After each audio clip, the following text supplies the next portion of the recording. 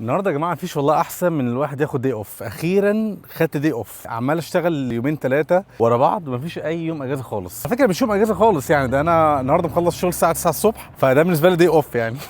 بتاخد حوالي 7 8 ساعات يعني باقي اليوم لغايه بقى ايه تاني يوم شغل الصبح يعني، فده بالنسبه لي دي اوف جدا يعني. النهارده كده يوم هيبقى لطيف يعني، هنعمل شويه حاجات كالعاده مع بعض. لازم اجيب موبايل هولدر الاول للموبايل بتاعي احطه في العربيه. الموبايل هولدر ده اصلا يا جماعه المفروض اصلا قانونيا اجيبه يعني، من غير ما ينفعش اسوق اصلا. ليه؟ تحط موبايل قدامك بتشوف عليه جوجل مابس انت طبعا بتستخدم الجوجل مابس في ان انت تروح اماكن كتير، فلو حطيت الموبايل مثلا ايه على حجرك طبعا هتاخد غرامه، على حاجه سندته على العربيه وفيها عربيه بوليس جت شافتك بالصدفه هتاخد غرامه. ساعات اصلا كمان ظباط البوليس بيركبوا موتوسيكلات وعجل ايوه عجل والله العظيم، ساعات بيركبوا عجل. ضابط بوليس ركب عجل وعدى من جنبك وشايف حاطط موبايل في اي حته، هو شايف ان هي ممكن تعطلك عن ان انت تشوف الطريق وانت سايق، غرامه على طول. ده غير ان انا كمان اصلا بستخدمها عشان كمان ايه ساعات بشغل فيديوهات يوتيوب وانا بسوق، بتنفعني جدا بصراحه. زائد بقى اهم حاجه هي هقول لكم، هي النهارده كمان انا من ضمن الحاجات اللي انا رايحها الادلد هيلز، اللي هي المرتفعات اللي في الجبال اللي فوق ادلد. لازم وانا سايق اوريكم منظر بصراحه، لان ساعات اصلا في ناس بتسوق هناك مخصوص عشان المنظر بتاع الهيلز. المرتفعات هناك شكلها حلو قوي. بقى الطريق وانا سايق اوريك شغل الطريق هناك عامل ازاي، بس يا رب اجيب بس الموبايل هولدر اللي قلت لكم عليها الاول وبعدين نطلع على الهيلز مع بعض. يا جماعه الشط اللي انا ماشي فيه، الشط ده على فكره من الشواطئ اللي هي الهاديه، ما فيهاش ناس كتير قوي، ولكن البحر بتاعها حلو، الشط بتاعها الرمله بتاعته نظيفه وحلوه يعني مش وحشه. فكنت لسه عايز اقول لكم بقى على الموبايل هولدر اللي هجيبه. انا جبت اصلا واحد من ماركت بليس، كلمته شفت شكل الموبايل هولدر لقيتها الى حد ما شكلها ممكن تلاقي على عربيتي، لان انتوا عارفين الموبايل هولدر بتاعت العربيه لازم تكون لاقي يعني هي مناسبه للعربيه بتاعتك. في حاجات معينه فيها مغناطيس بتلزق على البورد او التابلو بتاع العربيه، مش يعني الخامه بتاعته مش هينفع المغناطيس يلزق فيها، فدي مهمه جدا. فلازم اروح اشوفها الاول، اكشف عليها اشوف الدنيا هناك عامله ازاي. لو ركبت عربيتي حلوه هديله الفلوس وهوريكم دلوقتي سعرها واوريكم شكلها على ماركت بليس عامل ازاي، وبعدين نطلع مع بعض نقابل الشخص اللي انا هجيبها منه ونطلع على الهيلز. لسه دلوقتي يا جماعه حاطط الاعلان بتاع الشخص بتاع ماركت بليس اللي هاخد منه الموبايل كار موبايل هولدر، سواء 35 دقيقه من هنا. يلا بينا يا جماعه. اخيرا وصلت عند الشخص اللي هاخد منه موبايل هولدر. هو ده الشارع بتاعه وده البيت بتاعه اللي هو البوابه بتاعته السودا دي، راكن دلوقتي قدام بيته بالظبط. وبعدين الشارع بتاعه بصراحه شكله لطيف جدا يعني. انا بحب الشارع عامه اللي هي ايه المنظر بتاعها او الفيو بتاعها كده طويل وواسع وفينيو اللي هو اسمه فينيو، شوارع شجر ونخل على اليمين وعلى الشمال، فشكله حلو جدا يعني. هنشوف دلوقتي مع بعض موبايل هولدر. هخش دلوقتي على المسجر مع بعض، ابعت له اي ام هير، هعمل له سند دلوقتي حالا. مع اللحظه اللي اعمل له سند فيها يعتبر خلاص بعتها له يعني، عشان يعرف ان انا بره عشان يطلع من موبايل هولدر. هنشوف مع بعض. هنشوف دلوقتي نخش برده على الماركت بليس نشوف اصلا شكلها عن بعض عامل ازاي. هي بتلف 360 درجه، الخامه بتاعتها الله اعلم تبقى عامله ازاي. كاتب ان يوزد، فلسه هنشوفها برده ان يوزد ولا مستخدمها بقاله اسبوعين ثلاثه بيضحك عليا. فهنشوف مع بعض دلوقتي بقى الحقيقه، ونشوفها دلوقتي هل هتركب على الموبايل والعربيه بتوعي ولا لا، لان لازم تعمل انسبكشن الاول، لان في موبايل هولدرز زي ما قلت لكم المغناطيس بتاعها مش بيركب غير على التابلو بتاع عربيات معينه. Sorry for being late. I was just doing a lot of things. Yeah. That's fine. Thanks for that. Is that so? You said to me, is that just like a brand new one, isn't it? Yeah. Oh, perfect. All right. Does it like stick to my car with magnet or? No, it kind of grips onto the. See how it grips onto the. Oh, yep, yeah. All right. Let me try it. See how. Say on. So I have to press and hold so I can, you know, So make you it can move flexible. it, yeah. So Okay. you put it where you want. انا جبت خلاص البتاعه يعني، بصراحه طلعت حلوه، احس ان خامتها كويسه قويه جدا يا جماعه. الموبايل هولدر اللي جبتها انت بتحطها هنا في البتاعه دي، بتركبها دي برضو بتشدها بترخيها وبتنشفها. دلوقتي انا نشفتها، ودي بتدوس عليها وبعدين تعملها كده مع بعض، ونفس الكلام دي بتدوس عليها ودي بترجعها لورا قدام، ونفس الكلام البتاع اللي ورا دي بتفضل برضو تشدها وترخيها، ودي بتحط عليها موبايل بقى، يا اما هو غالبا بتحطه بالعرض عشان تصور بقى المنظر اللي قدام ده. بصراحه كان ديل حلو وب $10. انا قلت بصراحه ايه كسفت وانا بكلمه بصراحه. انا بكلمه قلت ايه، قلت يعني هفضل حافظ في $10، كان ليه $10 وخلاص. البتاعه دي اصلا بره لو جبتها مش اقل من مش عارف $25 ولا حاجه. طبعا يا جماعه انا قررت ان انا بصراحه اروح الجيم لاسباب كتيره هقول لكم عليها لما انزل.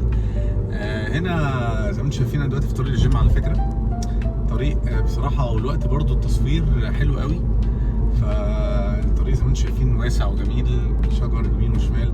ويا جماعه على فكره اصلا استراليا هي كانت يعني تحس ان هي كانت غابه حرفيا مفتوحه كلها على بعضها، وهم شقوا بقى الطرق دي كلها في النص يعني.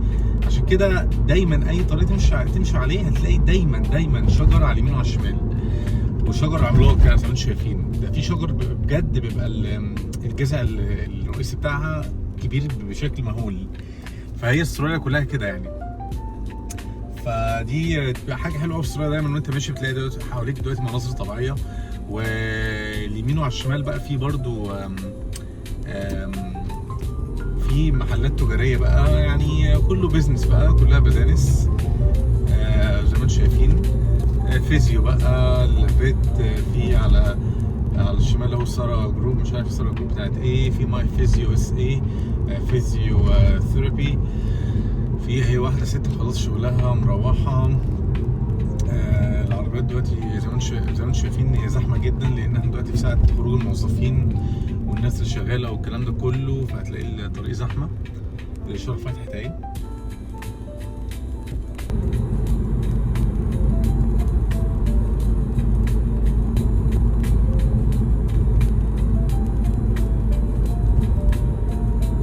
هنا يا جماعه الملف اللي احنا جايين عليه ده معروف ان هو من اصعب، او اللي هي الصينيه، الصينيه اللي احنا داخلين عليها دي من اصعب الصواني اللي انت هتعدي عليها بالعربيه، لان هي صينيتين مع بعض زي ما انتم شايفين. يعني هو يعني بص شايفين لازم بقى تبص يمينك وشمالك ويعني اوكي خلاص انا فاتني الصينيه دي يا جماعه، فلازم هو اعتقد ما فاتنيش، انا مش عارف هو ده الطريق صح ولا لا، بس هنشوف دلوقتي على جوجل ماب لما يظهر. شوف صينيتين ورا بعض الاثنين، لازم تركز جدا وانت بتسوق وتشوف بقى مين اللي جاي على يمينك وعلى شمالك. فدي لقطه مهمه جدا. هبص اعتقد انا خدت غلط، يا خساره خلاص مش فاكر، لان هي دايما بتلخبط اصلا على ايه جوجل ماب ومابس، مهما وراك الطريق صح ولكن برضه السن انت بتتلخبط. فاحنا دلوقتي هنعمل سويتش يمين. على فكره يا جماعه لازم عشان تنقل من حاره لحاره او من لين للين تعمل الاشاره على ناحيه اليمين على حسب انت هتحاول ناحيه ايه، ما ينفعش كده عشوائي وكده. راجل الجيم الاول عشان الجو حر، ولو موبايل قعدت اصور بيه في الطريق والشمس جت عليه كتير درجه الحراره بتاعته بتعلى جدا، وده غلط قوي على الايفون او اي موبايل بشكل عام. درجه الحراره بتاعته بتعلى وموبايل بيهيئ زي ما قلت لكم. كل ما تروح بدري كل ما بيكون فيه طاقه اكتر. برضه نخلص كده من الجيم والجو برضه يهدى شويه، الشمس تهدى شويه، نطلع على كمان احنا طالعين فوق اصلا قرب من الشمس، بهزر فالشمس تكون يعني اخف بشكل عام. يعني الكار بارك ده على فكره الصبح بيكون، او في الجيم ده في اي وقت سواء رحت بالليل الصبح بعد الظهر بيكون زحمه جدا. يعني انتوا عندكم الشاب اللي قدامي ده كنت لسه بتكلم معاه، كان في اتنين كبار في السن بيكلموه اللي هي الست اللي قدامي دي على الكار بارك ده، لان قدامها بيبقى في تقريبا عواميد، هو تقريبا راكن مكانها. وانتوا عارفين الناس الكبار في الحاجات دي بيحبوا يتدخلوا قوي، يقعدوا يسالوه انت ليه ركنت هنا وهنا، ما كانش ينفع تركن والكلام ده كله. فزي ما انتم شايفين هنا الكار بارك كله مليان اصلا، ويعني صعب كان جدا الاقي كار بارك. فانا الحمد لله لقيت مكان اصلا اللي انا دخلته عليه كمان، المكان اصلا كمان ركنت فيه عربيتي. فكده كان حد طلع بالعربيه بتاعته من المكان بتاعه وانا دخلت وراه على طول، ما اديتش حتى دقيقه اي حد يعمل اي حاجه. كويس انا لقيت كار بارك. ندخل على التمرينه، هخلص التمرين نطلع على الهيرز مع بعض واشوفكم قريب في جوه الجيم. ممكن هنا يا جماعه احنا جوه الجيم على فكره ده كبير جدا،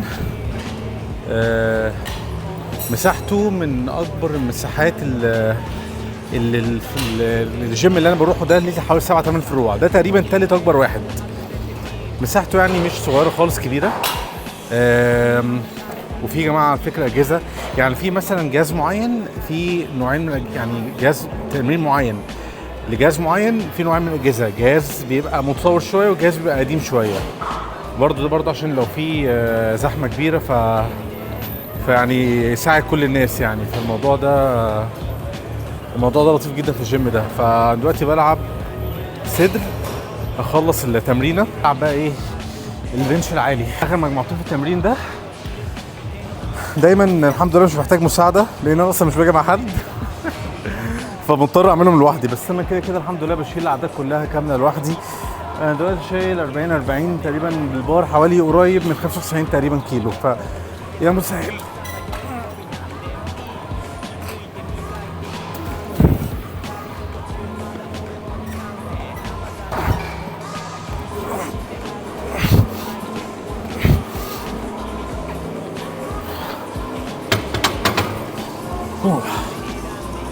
مجموعه حلوه. الحديد ده والله نعمه، الواحد لما بيشيل حديد كده بتحس ان انت موجود في الحياه. يعني ممكن عشان اتعودت عليه دلوقتي بقالي تقريبا حوالي 15 سنه تقريبا، 2011 بقالي كتير قوي بشيل حديد. فبس الواحد لما بيشيل حديد بقى اوزان تقيله هي دي اللي بتخليك تحس ان انت يومك بقى يومك كويس جدا. هنزود هنا 10. الاوزان اصلا حاليا تلاقي الدوات كلها متاخده عشان كله بيلعب. بس الجيم يعني مش ان هو كبير وواسع، فكله بيلاقي كل حاجه في اي وقت غالبا يعني.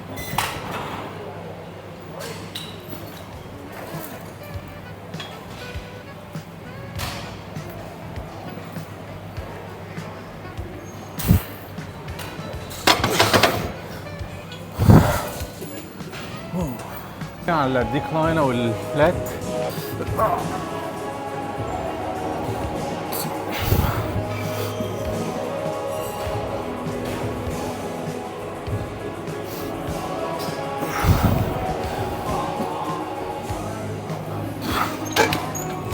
مجموعة حلوة.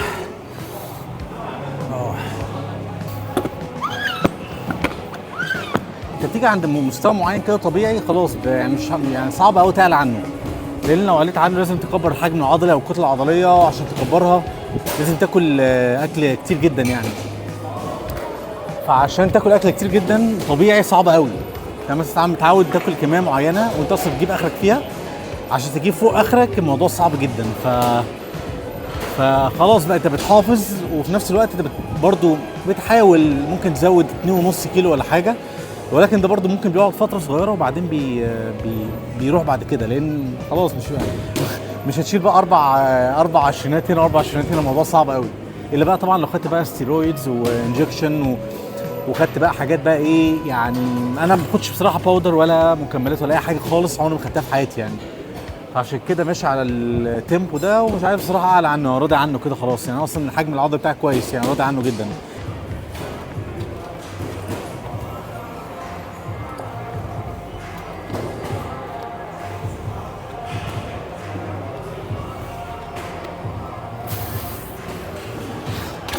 طبعا دلوقتي خلاص التمرين بتاعتي. لما بيخلص التمرين بتاعته بتحس ان انت في حمل كبير اتشال من على قلبك. فانا خلاص التمرين الحمد لله بتاعتي. دلوقتي بقى طالعين على الهيلز، مش بعيد عننا قوي على فكره، تقريبا من هنا هتاخد تقريبا 20 دقيقه او 25 دقيقه سواقه، مش بعيد يعني.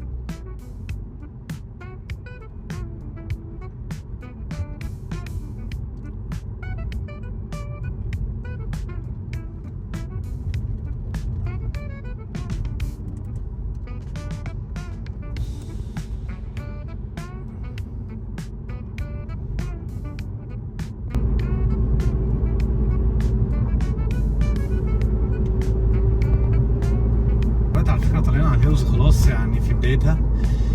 شايفين الطريق بقى ايه شكله غريب يعني. الطريق شكله غريب عن المدينه نفسها في النص كده في السيتي سنتر يعني، او في اي طرق من الطرق اللي هي بتاعت المناطق السكنيه اللي في ادليد ذات نفسها. الطرق بقى زي ما انتم شايفين متعرجه وطالعه ونازله وحاجات غير اللي احنا متعودين نشوفها خالص يعني. فالمنظر جميل هنا جدا. وعلى فكره كل ما بنطلع وكل ما يعني بنتوغل اكتر في الهيلز كل ما بنلاقي المنظر احلى وفي اشجار. وطبعا ممكن احتمال نلاقي كوالا بقى على كانجرو على الكلام ده كله احتمال، ولكن مش كبير خالص. وتستمتعوا مع الطريق ونرجع مره تانيه بقى لمنزل العربيه.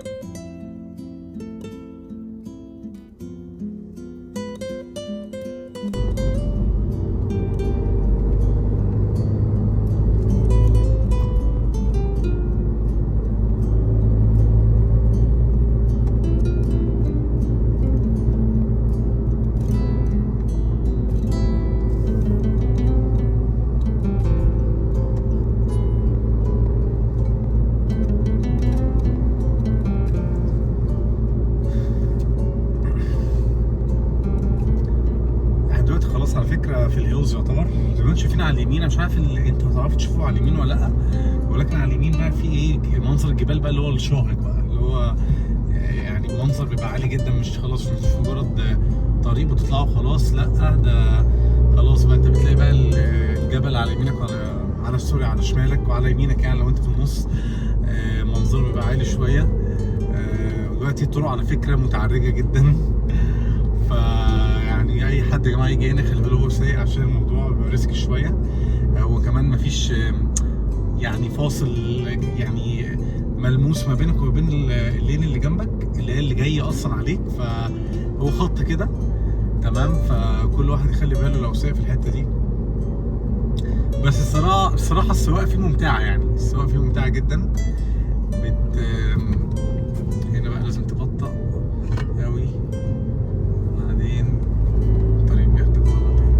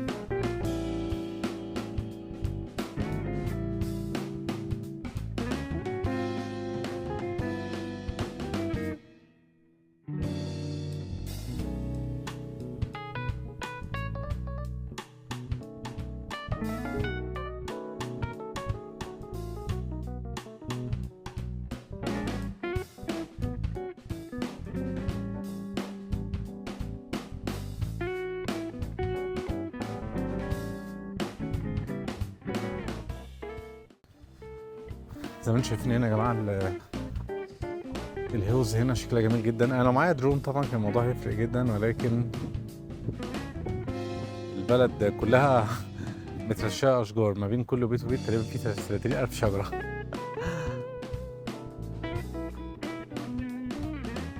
ولكن المنظر بصراحه جميل جدا.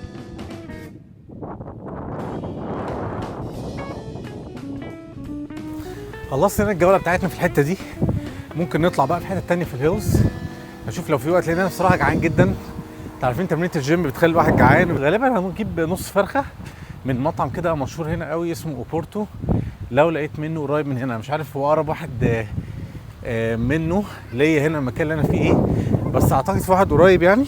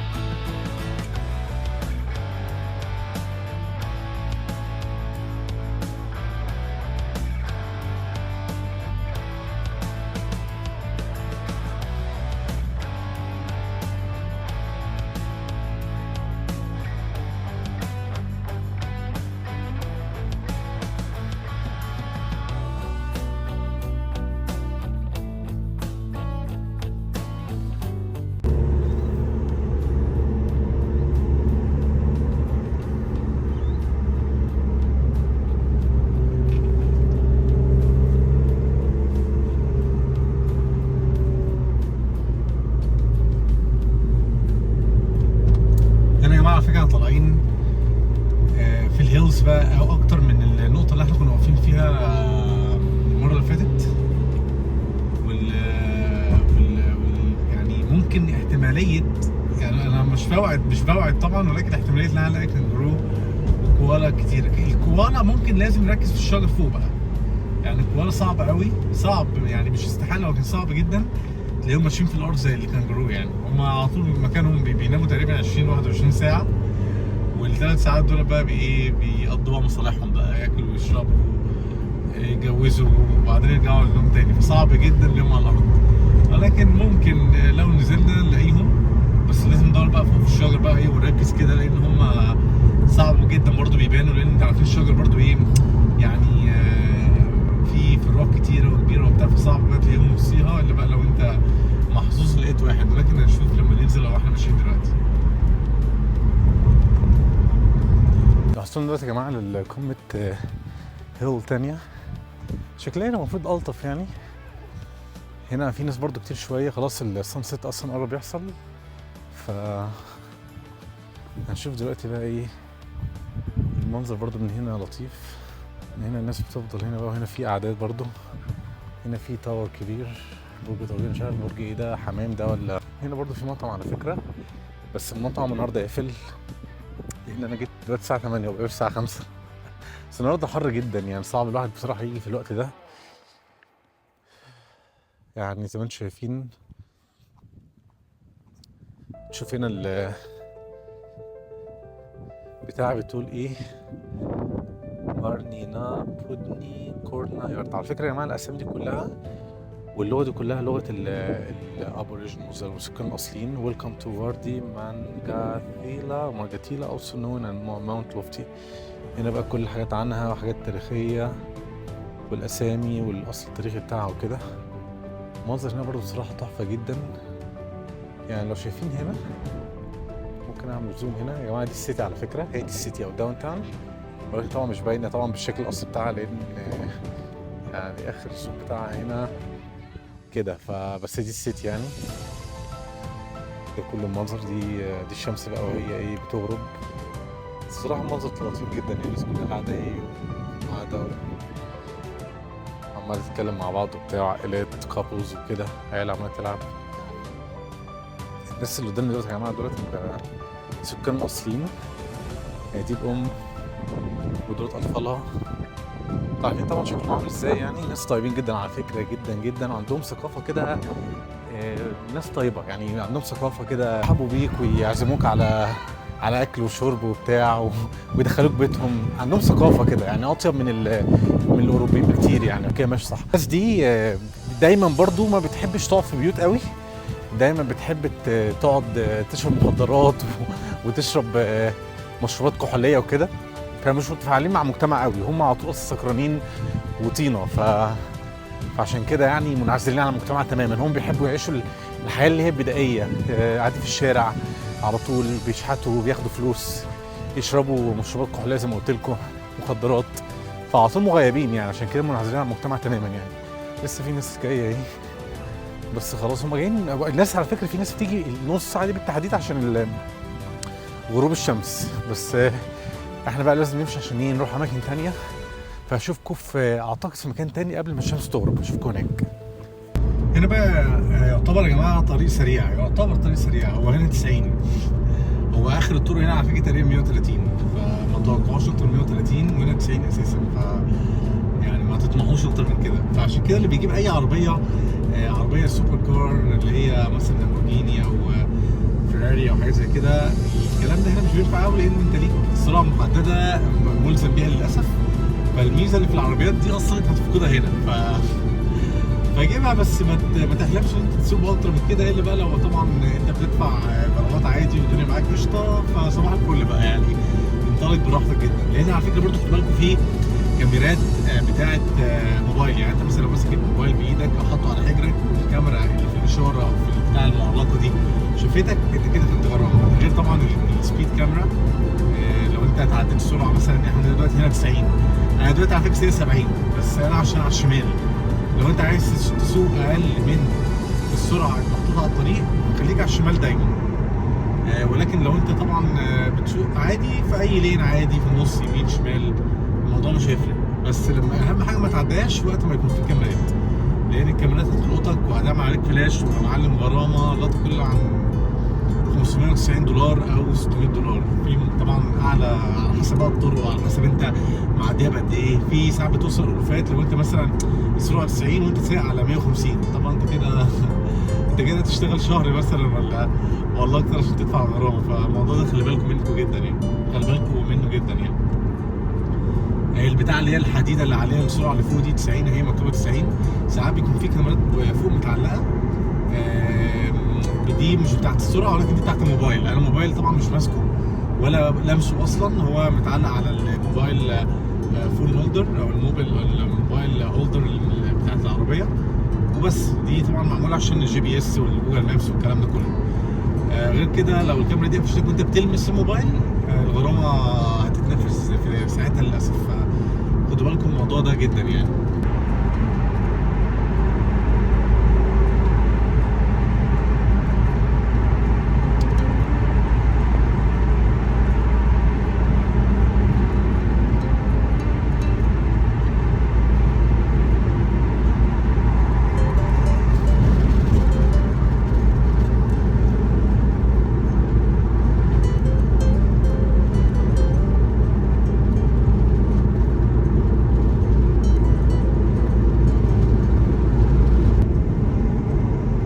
يا جماعه دلوقتي على فكره عدينا على كونسولتو كاميرات حوالي 4-5 كاميرات، 4 على اليمين 4 على الشمال.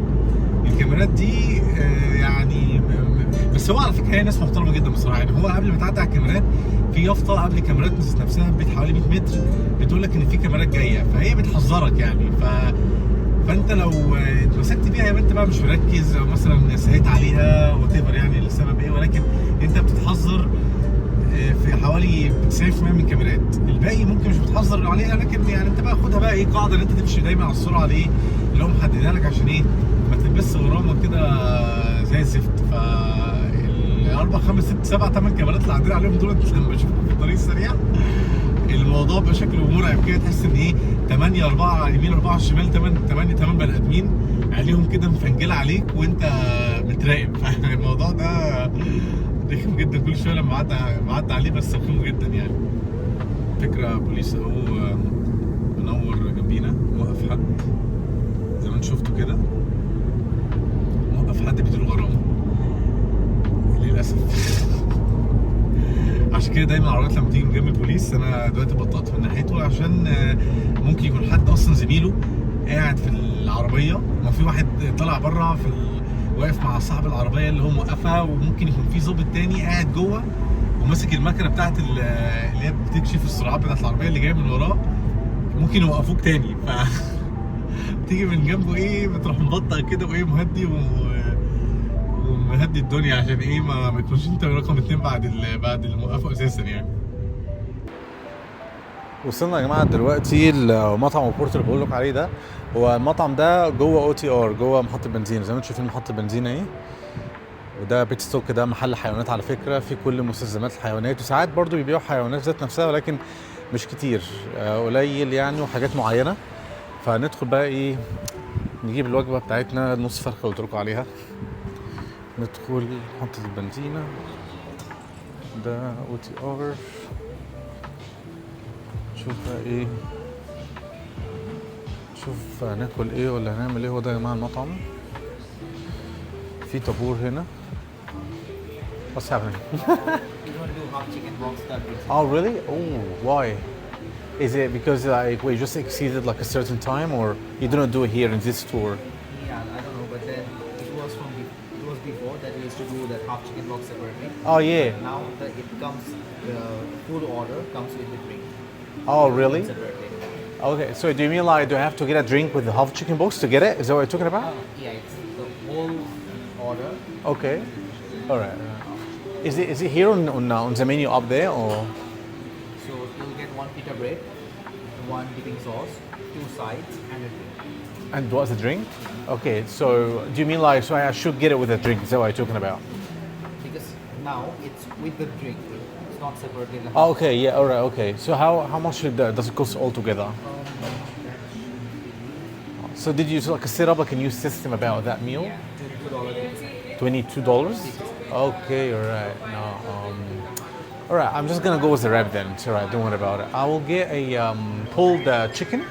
Pulled chicken, yeah. Wrap? Wrap, yeah, but just by itself. Yeah, no sides, no drink, no fries, no nothing.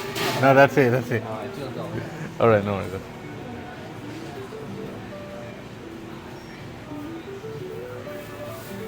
ممكن نشوف بقى ايه ثمن الوجبات هنا.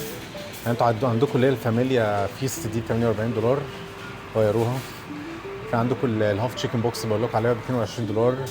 هي نص فرخه مع شويه بطاطس مع 2 سلطات، حته عيش، مشروب. وعندكم الهول تشيكن الفرخه كامله $30.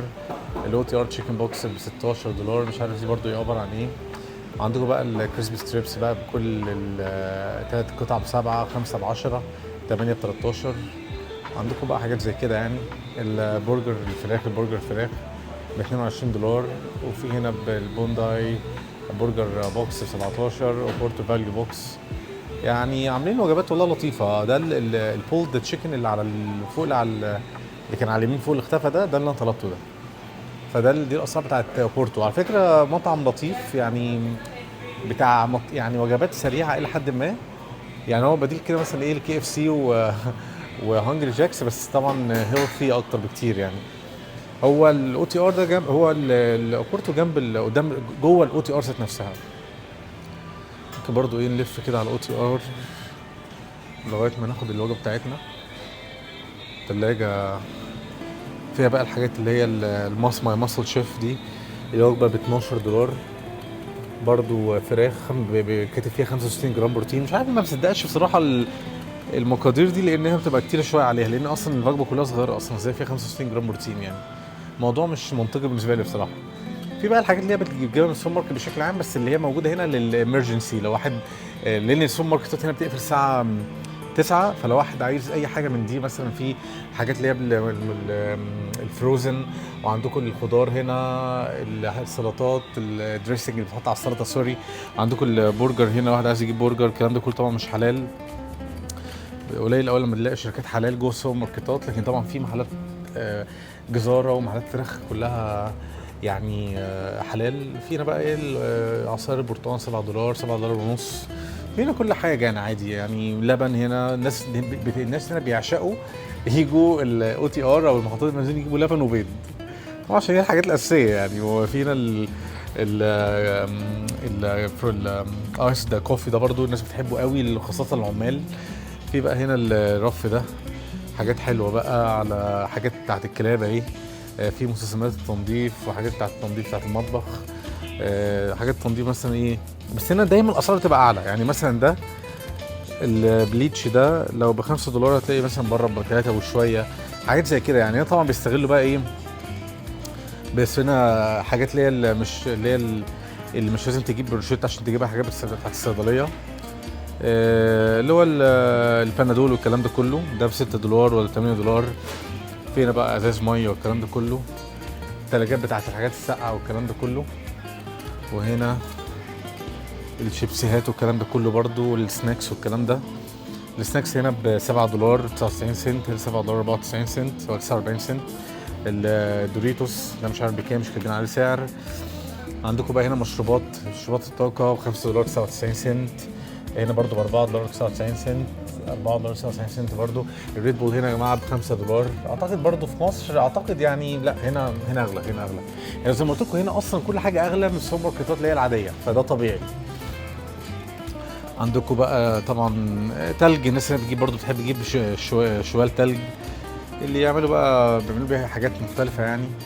ايس كريم، حاجات بتاعت العربيات. لو واحد مثلا عنده حاجه امرجنسي، زيت اللي هي الكولنت او الميه اللي هي المثلجه دي اللي بتحطها في الرادياتير.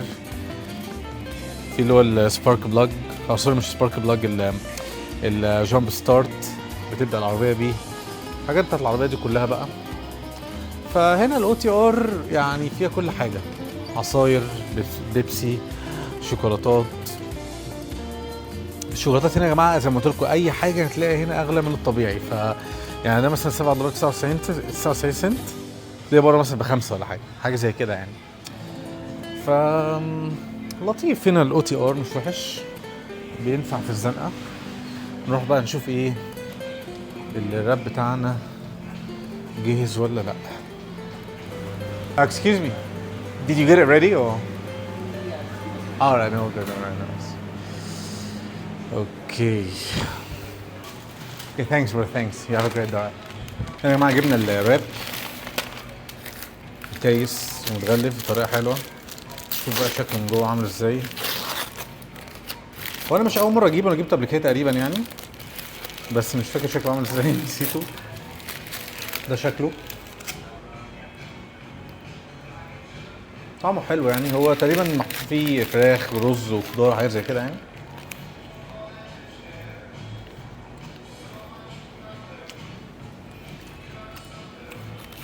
طعمه حلو.